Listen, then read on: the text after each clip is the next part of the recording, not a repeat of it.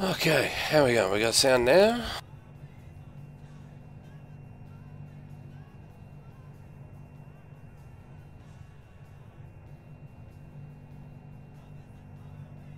Yay!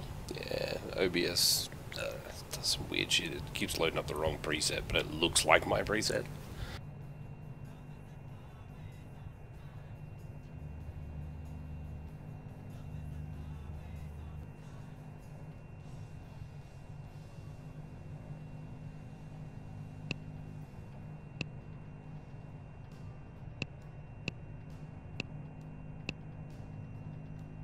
Okie dokie, departing Harvey Bay for Okie.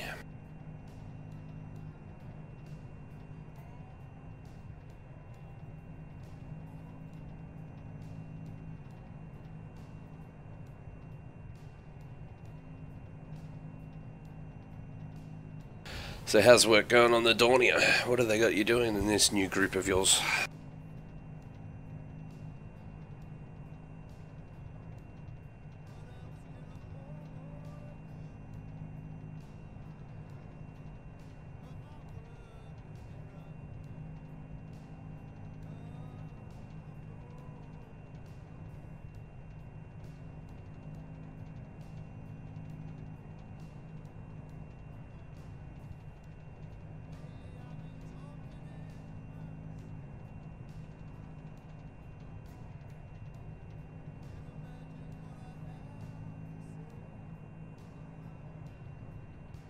Nice.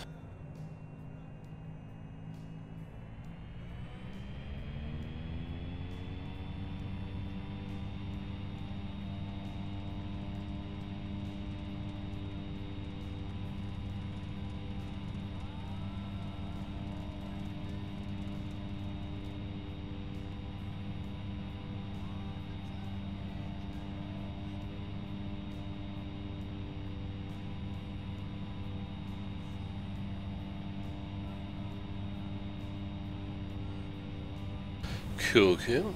Sounds like fun. Again, glad it's you, not me.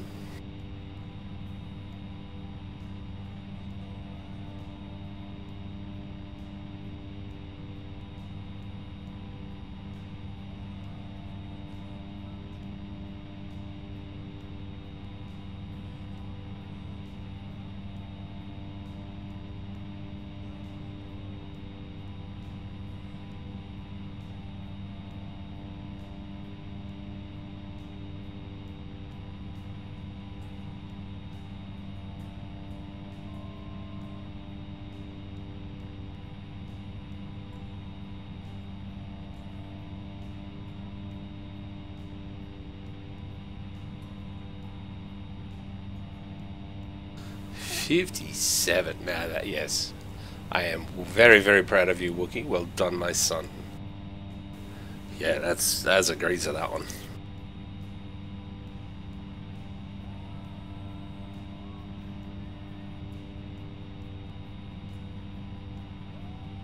And there I was getting excited because I managed a 180 in the Zebo.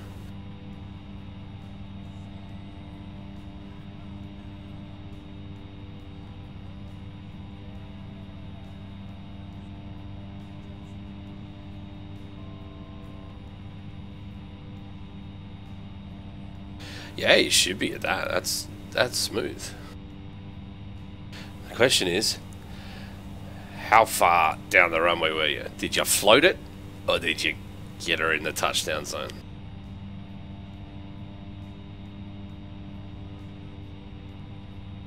Holy crap, where the hell were you landing? It's like an island the size of an aircraft carrier.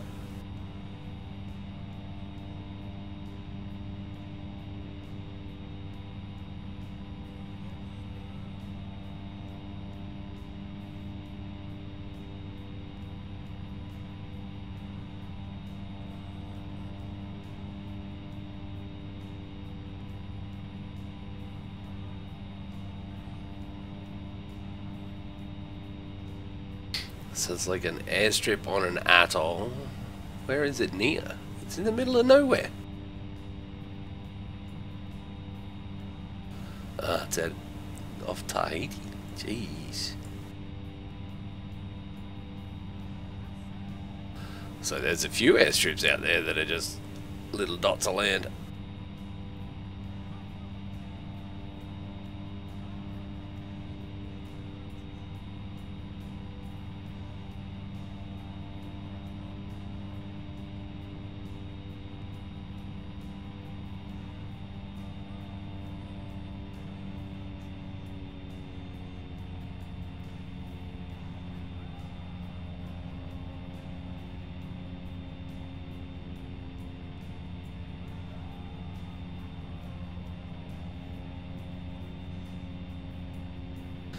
It looks like most of them, the airport would be almost the width of the land that it's on.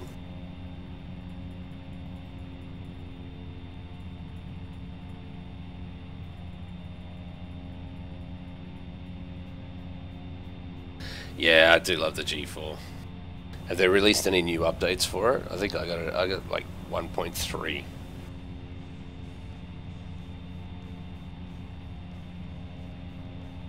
Or 1.03 maybe, I can't remember.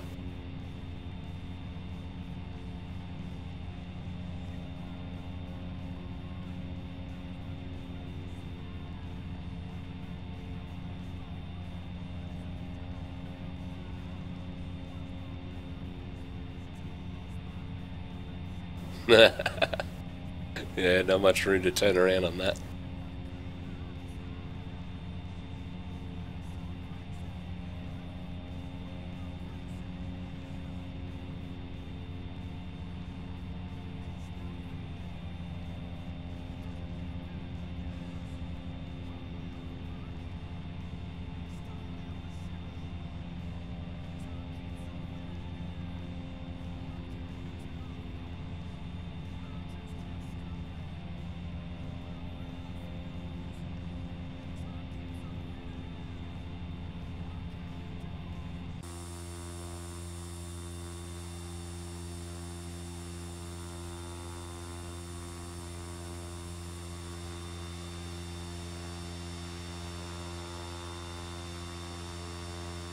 Yeah, it looks quite pretty.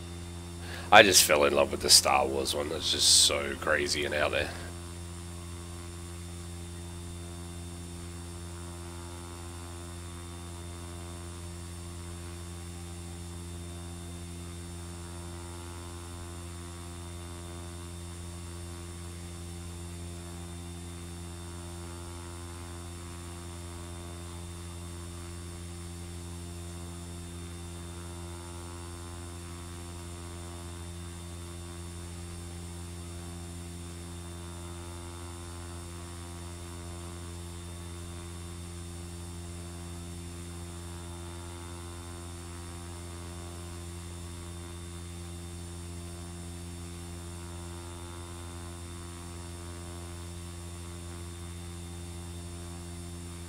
Yeah, but maybe that's the problem. You're too big of a Star Wars fan.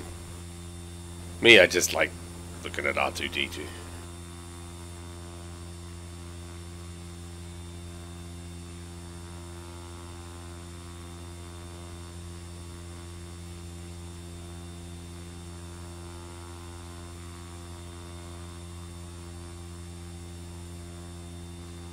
Alright, I'm just going to dug out for a quick cigarette and I'll be back in a couple of minutes.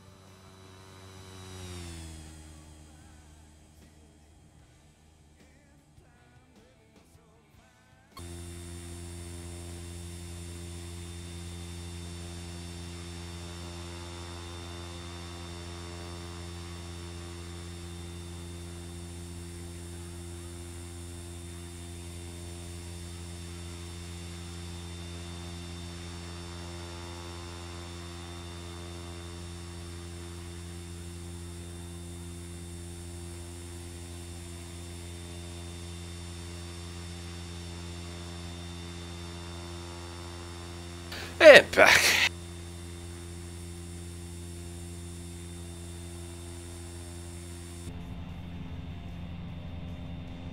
Okay, so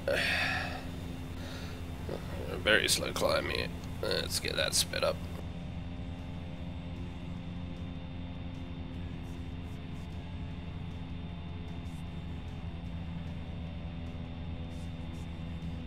So we're going to climb up to 9,500 feet. Should be about 50 minutes or so to Oakey. Short hop over to Dalby, and then we'll see if we've got traffic control still in Brisbane, and we might fly into the Brisbane Lake. Tell us about Vegas. Vegas is interesting. I enjoyed it, but not for any of the typical Vegas things. Like, I didn't go and drink heaps, I didn't gamble a lot, I didn't party all the time. I kind of just liked walking around, checking out the architecture and kind of taking pictures of all the different Vegas landmarks and things. We went to the Neon Museum, which is very cool. It's a big dirt yard full of all the old Vegas signs. And you get kind of taken around on a tour and get a bit of the history of the place. I went to the National Atomic Testing Museum, and that was a little bit surreal. Kind of expected to go there and see, like, yeah, this is why nuclear weapons are a bad idea, and all it really was how great is America that we made the bomb and we saved the world, yay freedom, which is a little strange.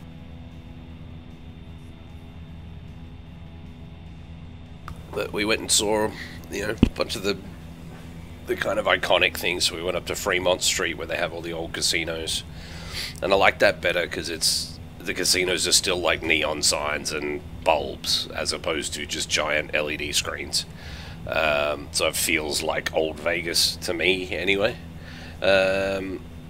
Went and saw the fountains at Bellagio, which is awesome. Just an epic thing. Like, you'd never imagined that basically water spouts could be so loud. You know, when they fire to get the really big fountain effects, it sounds like fireworks going off.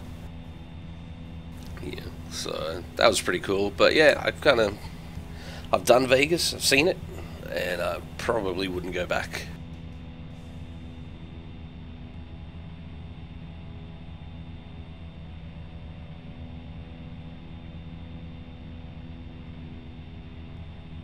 But, you know, at the same time, I wouldn't discourage other people from going, because I think it's worth seeing. Like, it's an interesting place. It's just not really somewhere you would visit on a regular basis.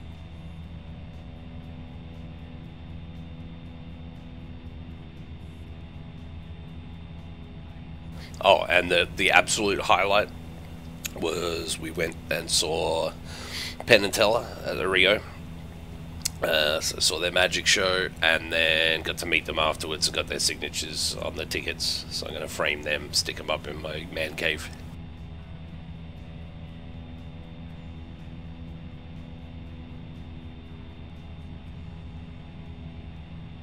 Yeah, baby. Penn and F and Teller.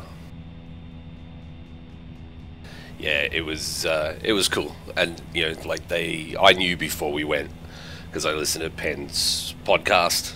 I knew that after every show they both go out and they wait for anybody that wants autographs and photos. They will stay there until the very last person has been seen, photographed, quick chat to.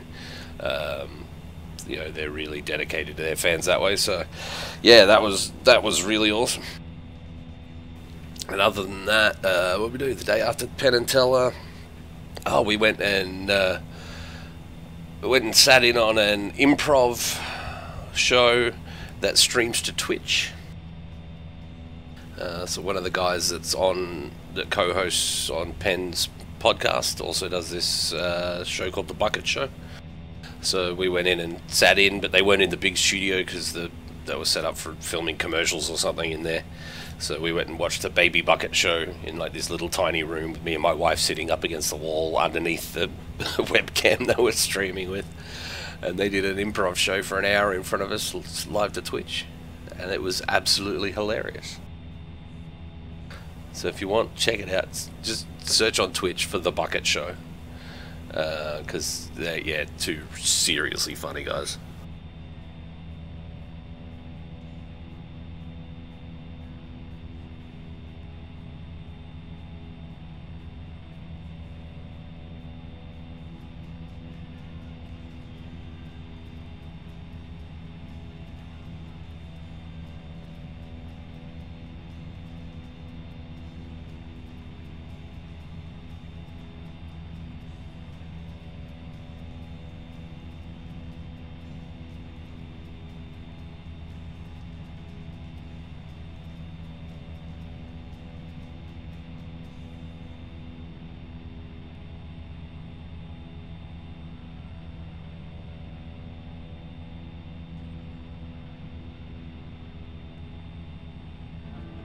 It's Australian money, so it doesn't count as much. No, it's actually... There we go. There's a link to the show that I was at. And at one point you can actually see me hand the dude a tip. Or you see my hand, you don't actually see me.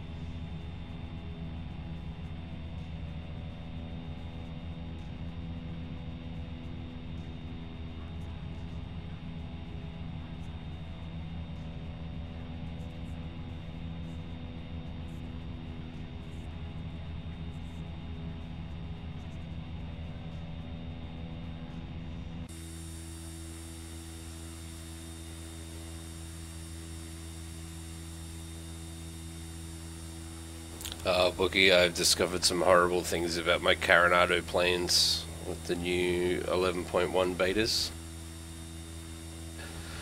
My beautiful TBM no longer has a working nose wheel. And this X-Plane version of the 208, if you try and dial in the heading bug, it's about 90 degrees out. So you could dial it in to your heading and it'll turn 90 degrees. Which means that my TBM is basically unusable. And this one's still flyable, but I can't do easy vectors. I'd have to hand fly all my headings or subtract or add 90 degrees to everything. You have to subtract 90 degrees off every heading to get it right. So I think I'm going to have to wait until they see what happens with the other one and upgrade to the X-Plane 11 version.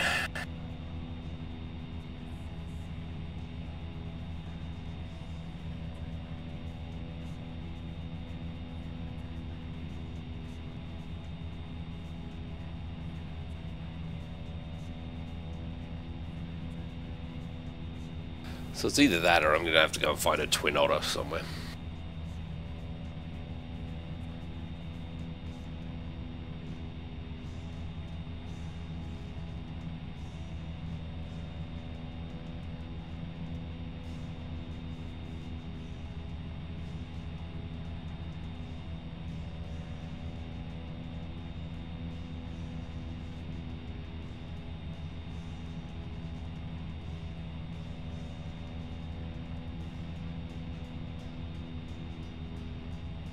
Yeah, that's the one I'm looking at. I've got a freeware one. It's like an old X-Plane 11 version. But Yeah, it's kind of clunky and uses all the old ugly, ugly, ugly cockpit. So I think I may need to grab one.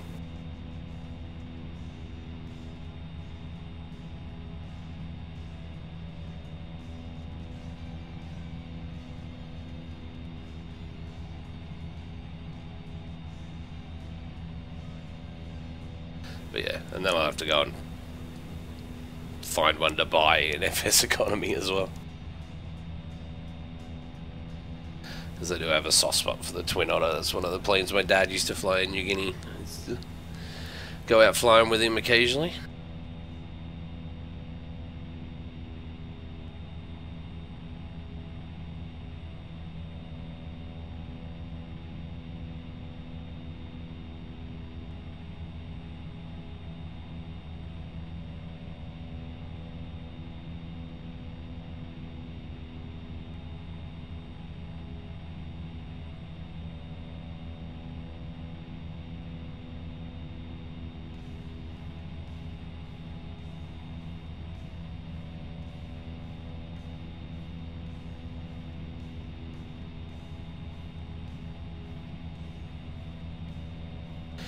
Yeah, I mean the freeware one flies, but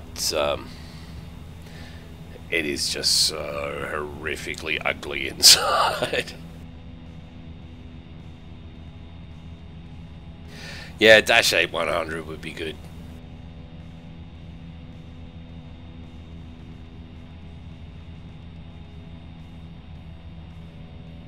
And the other one I'd like would be a good quality Islander.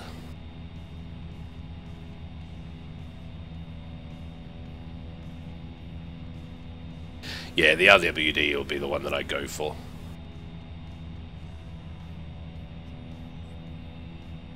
Well, if it's too pong, Wilkie, you just got to clean it every now and then. You can't have your passengers thrown up in the back and then never cleaning it. Yeah, Aerobasker's got some nice stuff as well.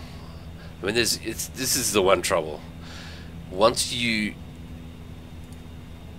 start buying add-on planes, it's like really addictive to go, yeah, but I don't want to buy use freeware anymore. But my main thing is I'm trying to make sure that whatever I get, it's kind of GA stuff, good for FSEconomy.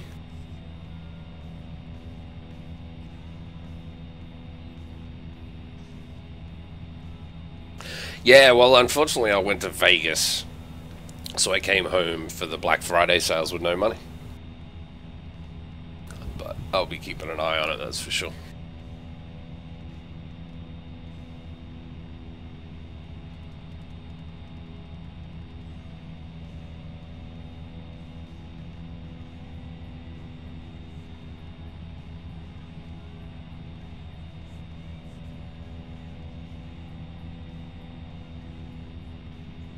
I'm sure you will.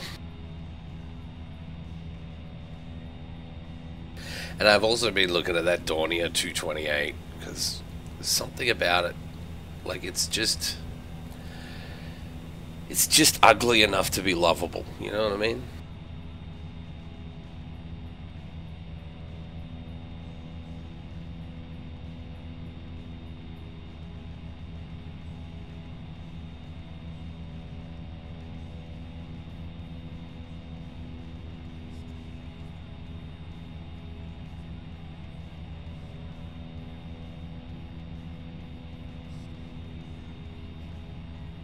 Well, yeah, but like a good airplane should make you feel just a little bit queasy. Yeah. No, I quite like the 228. You know, you've got a steam cockpit. It's kind of old and grungy. It has potential for a, it's a grunt hauler. Like, I'm running a one-man airline here. I just need something that turns me around cash. I don't care if it looks pretty.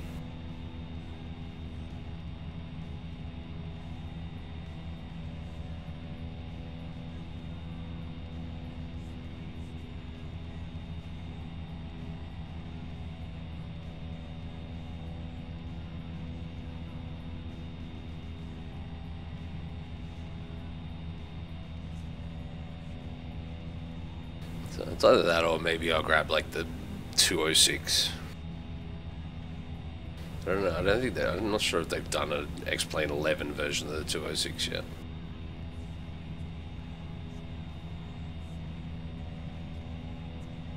But yeah, so there's, you know, there's $150 worth of planes in less than 5 minutes worth of looking.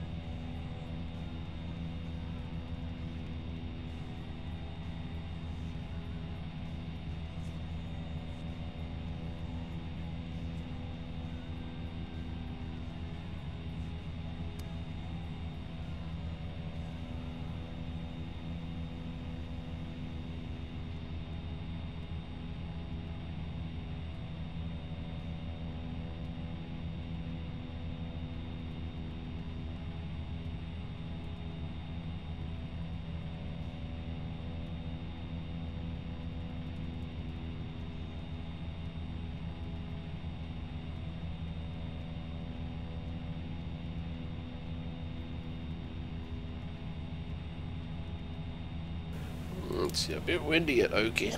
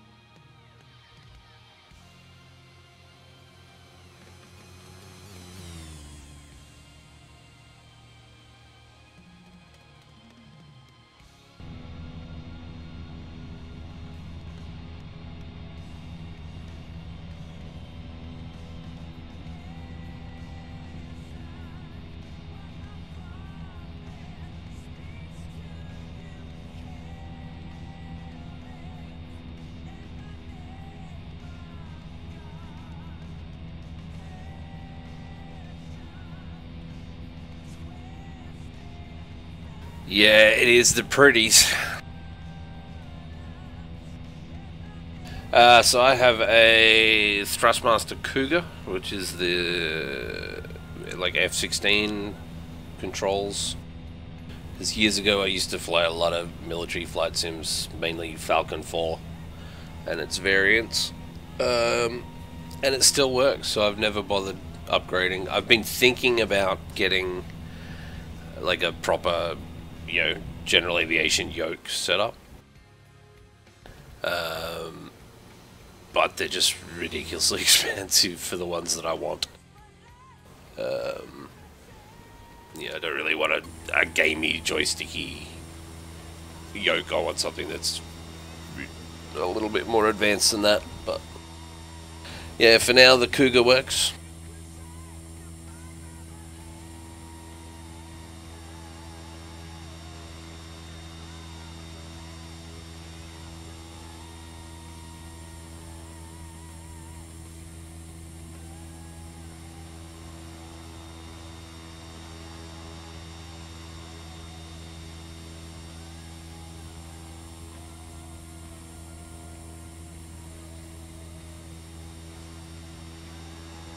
Yeah, there's always new ones coming out, and, over time. Like, what I'd really like, I saw one and it's only like, €1,300 or something.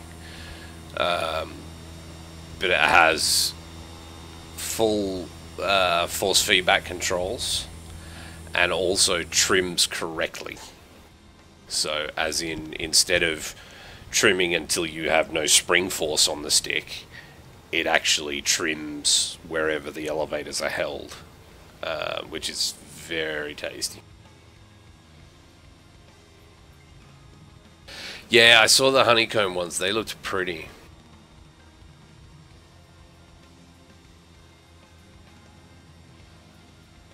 But yeah, that, something like that I would probably get as an interim. But one day I would like to have the full flight simulator setup. Get a projector, a couple of side screens.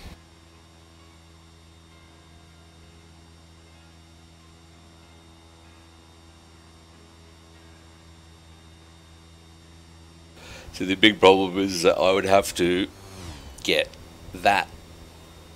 I'd have to get that yoke, as well as I'd need a throttle quadrant.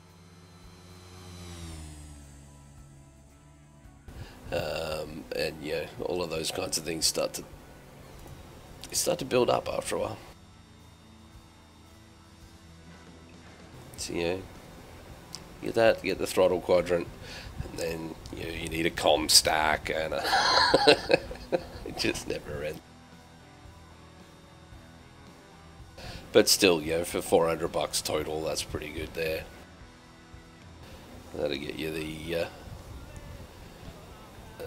the yoke and the throttle quadrant.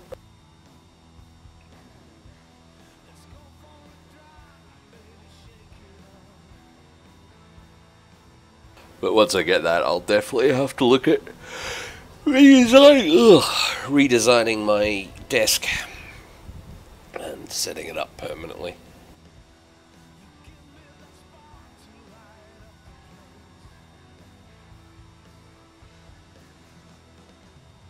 Oh really? Who have they got selling them here?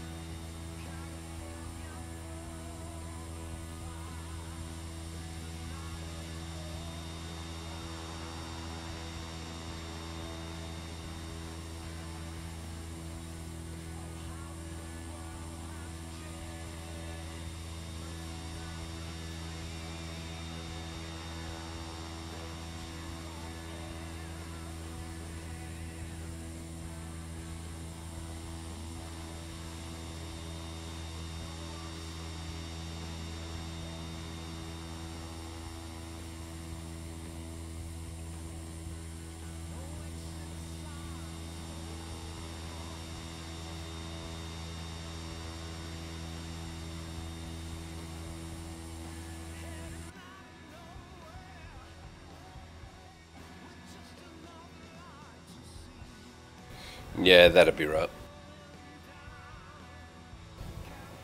Yeah, I just found the distributor page. Let me see. 5-star games. Let's have a look at their website.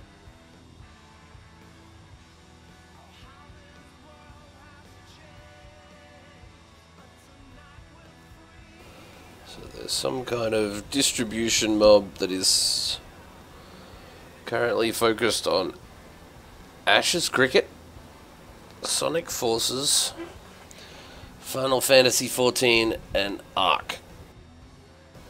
Yeah.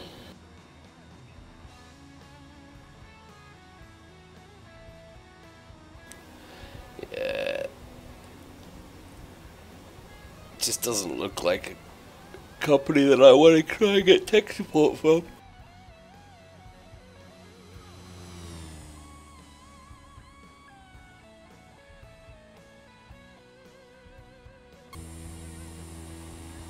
I think I'd be more likely to just buy it direct from Honeycomb and ship it. So by the time it gets here and they throw markup on it and all that kind of garbage as well.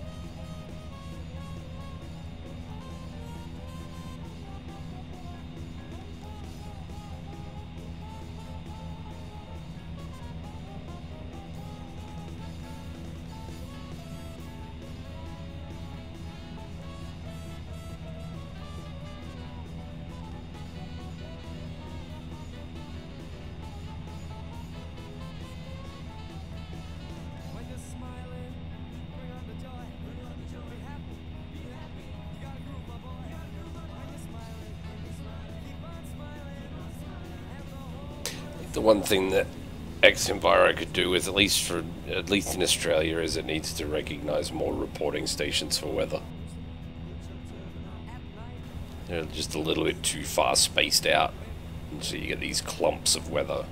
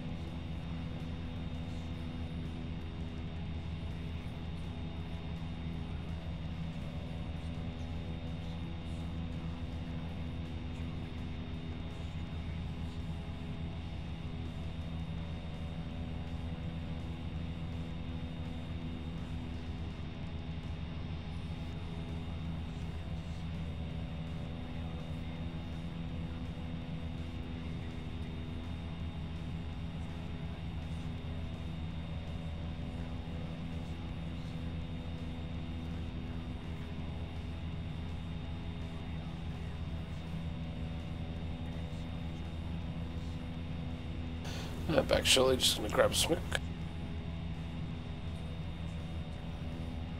Yeah, yeah, it's like they think. Yeah, I guarantee you go to the US, you got every single airport mapped, but over here they don't really look at us. Like those weather issues I had a couple of weeks back. To be fair, they fixed them pretty quickly, but even he admitted, I just haven't looked at that part of the world yet.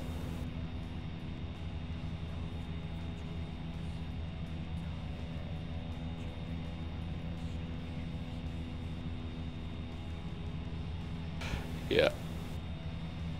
I would believe it. I get exactly the same thing on this. Just like these little clumps. Because the distances are so far apart between their reporting stations that you're missing steps in between.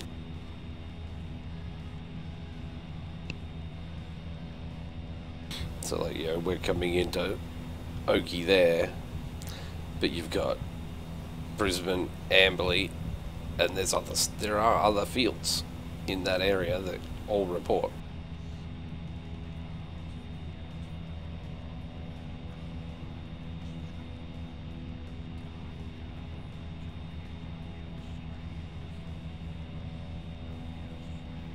Alright, grabbing a smoke, I'll be back in a couple of minutes.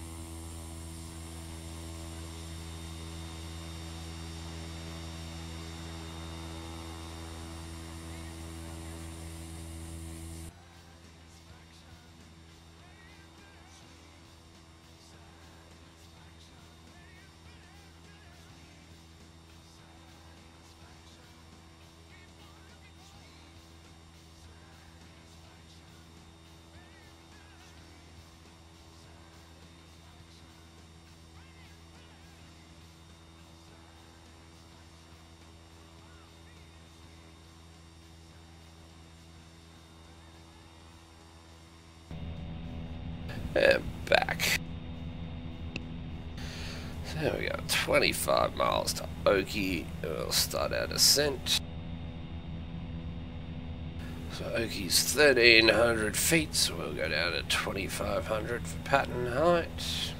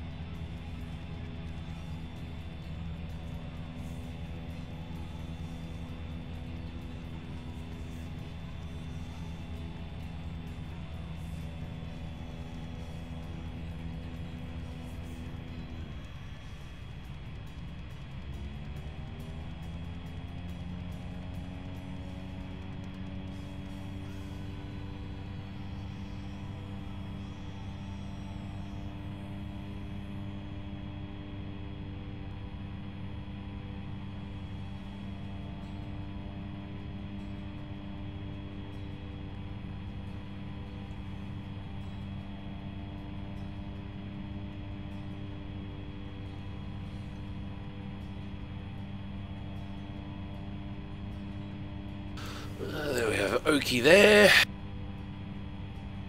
I reckon winds at 06. We'll land on runway 05, so we'll join for a left downwind.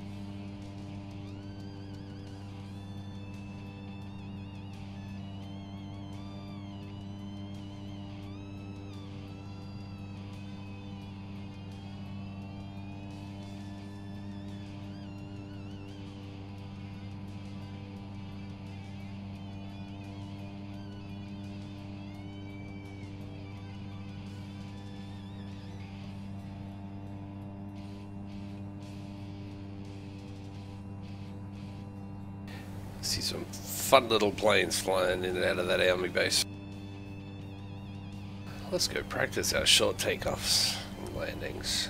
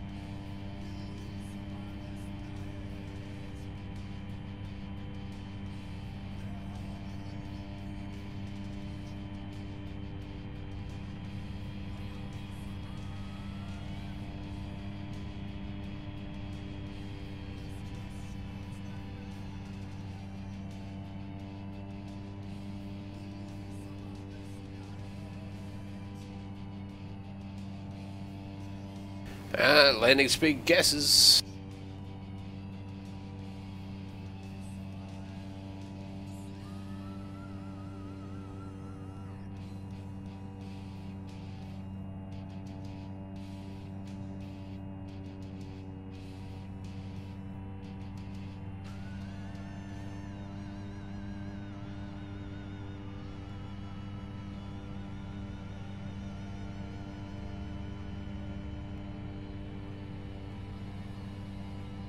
$111.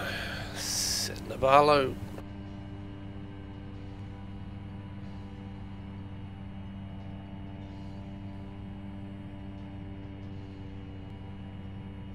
Oh, I shorted it. Nah, cocked that one up.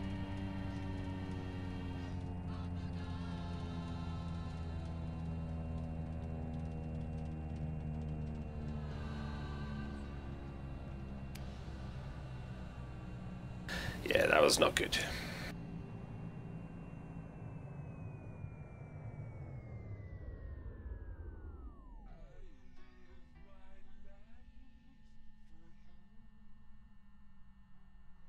Alrighty, well, on that note, I'm going to call it probably too tight to fly.